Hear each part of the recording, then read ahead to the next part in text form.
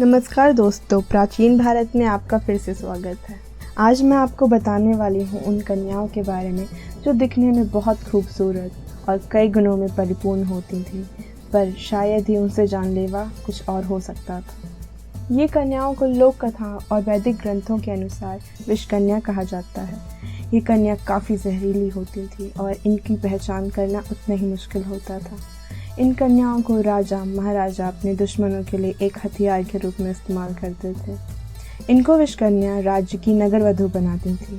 ये कन्या वो लड़कियां होती थी जो राजा की अवैध संतान, अनाथ या फिर गरीब बच्चियां होती थी। इन लड़कियों को राजमहल में रखकर सारी शान शौकत दी जाती थी और कुछ दिन बाद इनको जहरीला बनाने की प्रक्रिया शुरू कर दी जाती थी।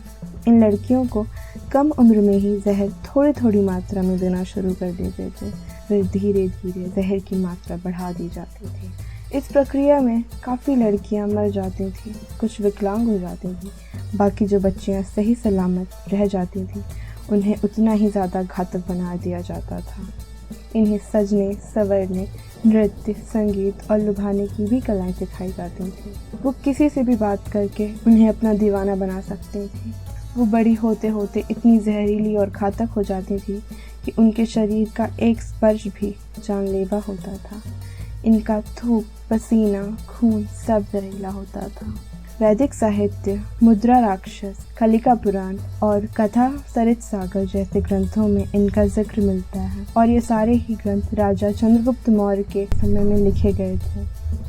विषकन्या का एक ही काम होता था, अपने राज्य की रक्षा।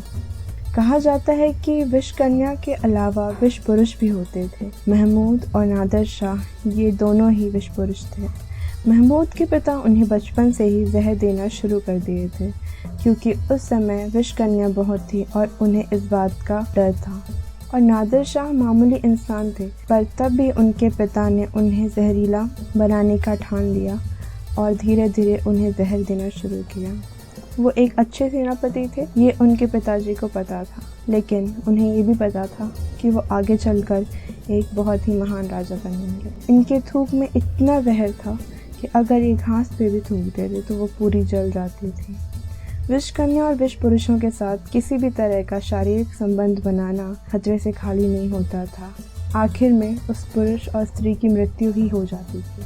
तो दोस्तों, मिलती हूँ मैं आपको अगले वीडियो में किसी और रहस्यमय विषय के साथ। तब तक के लिए अलविदा। लाइक, शेयर और कमेंट ज़रूर करें।